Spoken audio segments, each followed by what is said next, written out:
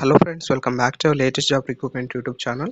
So friends, మనకి airports authority of ఇండియాకి సంబంధించినటువంటి నోటిఫికేషన్ రిలీజ్ అయితే చేయడం అయితే జరిగింది. సో దీనికి సంబంధించినటువంటి పూర్తి సమాచారం అయితే తెలుసుకునే ప్రయత్నం అయితే చేద్దాం ఫ్రెండ్స్.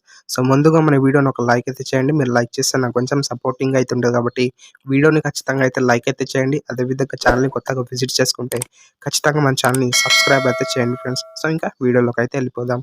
ఇక్కడైతే చూసుకోవచ్చు మనకి recruitment of junior executive air traffic controller కి సంబంధించి ఎయిర్ ఫోర్స్ అథారిటీ ఆఫ్ ఇండియాకి సంబంధించి మనకి నోటిఫికేషన్ వచ్చేసి విడుదల అయితే చేయడం అయితే జరిగింది. సో దీనికి సంబంధించి ఇక్కడ పోస్ట్ కి సంబంధించి చూసుకోవచ్చు junior executive air traffic controller కి సంబంధించి టోటల్ గా 309 కి సంబంధించి వేకెన్సీ వచ్చేసి భర్తీ అయితే చేయడం అయితే జరుగుతుంది. సో ఇక్కడ అన్ని కేటగిరీలకు సంబంధించి పోస్టులు అయితే భర్తీ అయితే చేయడం అయితే జరుగుతుంది. యూఆర్ కి సంబంధించి 125, ఈడబ్ల్యూఎస్ కి సంబంధించి 30, ఓబీసీకి సంబంధించి 72, ఎస్సీకి సంబంధించి 5, ఎస్టీకి సంబంధించి 27 వేకెన్సీ వచ్చేసి భర్తీ అయితే చేయడం అయితే జరుగుతుంది. సో ఇక్కడ అన్ని కేటగిరీకి సంబంధించి వేకెన్సీస్ ఉన్నాయి కాబట్టి సో మన తెలుగు రాష్ట్రాలకు సంబంధించి ఏపీ అదేవిధంగా తెలంగాణకు సంబంధించి 2 తెలుగు రాష్ట్రాలకు సంబంధించి అభ్యర్థులు వచ్చేసి దరఖాస్తు అయితే చేసుకోండి ఫ్రెండ్స్. సో ఎందుకంటే ఇలాంటి అవకాశాలు రావు కాబట్టి సో మనకి ఎయిర్ ఫోర్స్ అథారిటీకి సంబంధించి సో ఇదొక మంచి అవకాశం అనేసి అయితే చెప్పుకోవచ్చు ఫ్రెండ్స్. సో నెక్స్ట్ ఇంకా దీనికి సంబంధించి ఎడ్యుకేషన్ క్వాలిఫికేషన్ సంబంధించి మనం అయితే ఇక్కడైతే చూసుకోవచ్చు ఫుల్ టైమ్ రెగ్యులర్ బ్యాచిలర్స్ డిగ్రీకి సంబంధించి 3 years కోర్స్ అనేసి అయితే చేసుకోవాల్సి అయితే ఉంటుంది.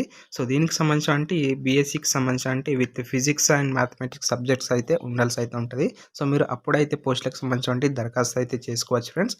అదేవిధంగా ఇక్కడ ఆర్కి సంబంధించి చూసుకోవచ్చు. So full time regular bachelors degree in engineering any డిసిప్లిన్కి సంబంధించి సో మీరు బ్యాచిలర్స్ డిగ్రీకి సంబంధించి చేసి ఉంటే మీరు పోస్టులకు సంబంధించి దరఖాస్తు అయితే చేసుకోవచ్చు.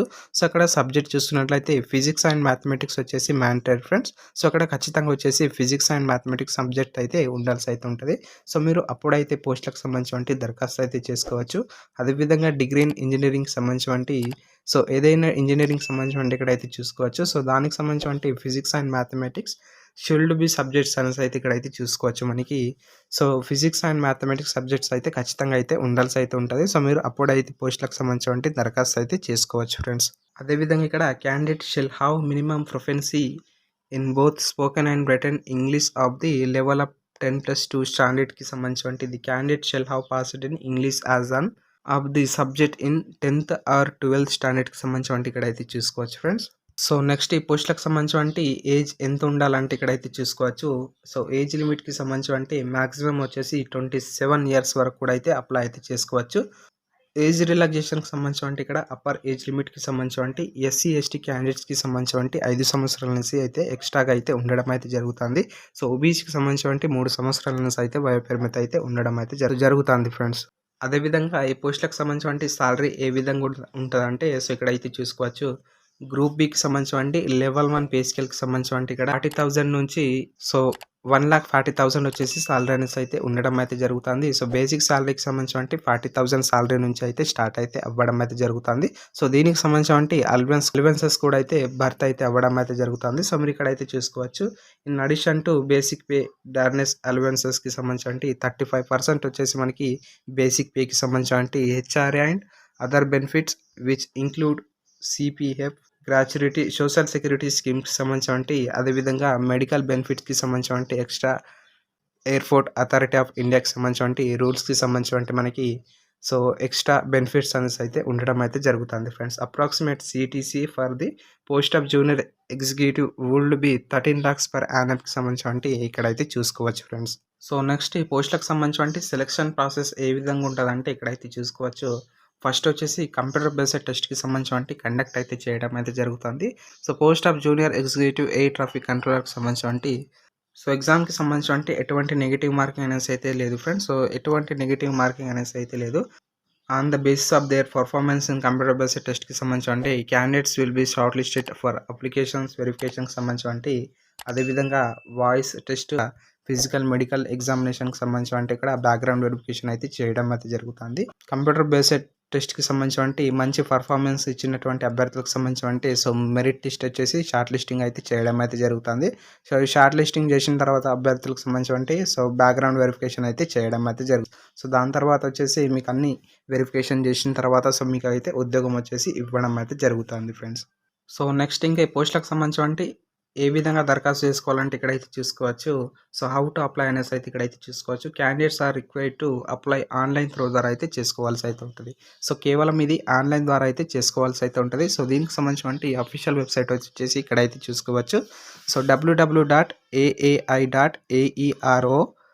ఈ వెబ్‌సైట్‌లోకి వెళ్ళేసి మీరైతే ట్యాబ్ అక్కడ కెరీర్ అనే ఆప్షన్ అయితే ఉండడం అయితే జరుగుతుంది. సో, దానికి సంబంధించి అక్కడ అక్కడ రిజిస్ట్రేషన్ కంప్లీట్ చేసిన తర్వాత అప్లికేషన్ అనేది ఫిల్ చేసి మీ ప్రాసెసింగ్ అంతా కంప్లీట్ చేసుకున్న తర్వాత అప్లికేషన్ అనేది సబ్మిట్ అయితే చేసుకోవాల్సి అయితే ఉంటది. సో, నెక్స్ట్ చూసుకున్నట్లయితే ఇక్కడ అప్లికేషన్ ఫీకి సంబంధించి ఇక్కడైతే చూసుకోవచ్చు. జనరల్‌కి సంబంధించి ₹1000 వచ్చేసి పే అయితే చేయాల్సి అయితే ఉంటది.